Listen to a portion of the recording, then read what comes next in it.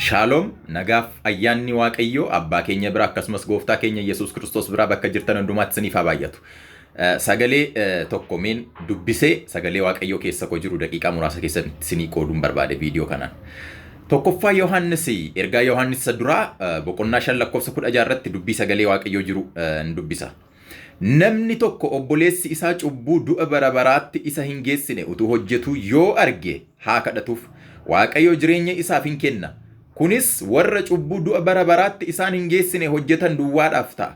Cubbuun du'a bara baraatti nama geessu jira. Namni isa akkasii kanaaf haa kadhatu jechuu koo mitii jedha.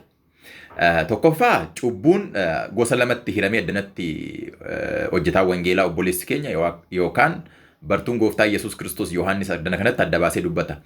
Cubbuu jireenya bara baraa nama dhoowwatu cubbuu jireenya bara baraa nama hin argachiifne jedheetu lamatti baasee kaa'aa jechuudha. Gabaabumatti cubbuun inni jireenya bara baraa nama dhoowwatu Kiristoos Yesuus ilma waaqayyoo miti jedhanii itti amanuu dhiisuudha. Kuni cubbuu guddaadha. Warra hafuuratti qalladanidha. Yesuus Kiristoosiin fudhachuu dhiisuudhaan jireenya bara baraatti waamamne warri kun garbuutanii gaafa dubbistan waan kaa'uuf. Amanaan tokko garuu Yesuus Kiristoositti amanuudhaan sababiin isaa tokkoffaa Yohaannis boqonnaa 5:13 irratti isin warri maqaa ilma waaqayyootti amantan jireenya bara baraa qabaachuu keessan akka beektaniifan ergaa kana isinii caafaa jedha Yohaannis. Kanaaf namni ilma qabu jireenya bara baraa argateera. Garuu obboloonni tokko nu gidduudhaan dadhabuu danda'u, foon isaaniin dogoggoruu danda'u, yaada isaaniin, arraba isaaniin hojii hojjetan hundumaadhaan dogoggoruu danda'u. Kiristoos Yesuus laphee keenya keessa galeera. Isa amanuudhaan inni ilmi waaqayyoo laphee amanaa keessa amma jira, jaallannus jibbinus.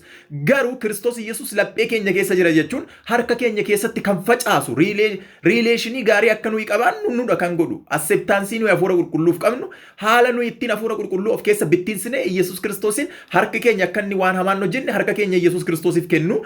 Arrabni keenya waan dabaa akka hin dubbanne arraba keenya dhiiga Kiristoosiin hoogganu Kiristoos Yesuusiin erga of keessatti fudhanneeti hundumaa keenya dhaalchisuu qabna inni ga'oo keenyadha.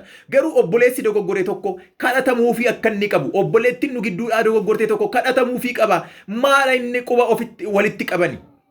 Ati koo qaama Kiristoos Yesuusidha. Obboleessi kee kufe suni qaama Yesuus Kiristoosi. Obboleettiin kee kufte suni qaama Yesuus Kiristoosi. Warri obboleessa kee fuudhanii miidiyaatti baasanii salphisanii, warri obboleettii kee fuudhanii miidiyaatti baasanii salphisanii waan dhuguma waaqayyoof inaafan sitti hin fakkaatiin. Waldaan kiristaanaa karaa ittiin hojjettoota wangeelaa ifattu, karaa ittiin qimmiddu, karaa ittiin gorsitu, karaa ittiin barsiiftu dooktirinii mataa ishee qabdi. Ati eenyudhaan ni faraddu?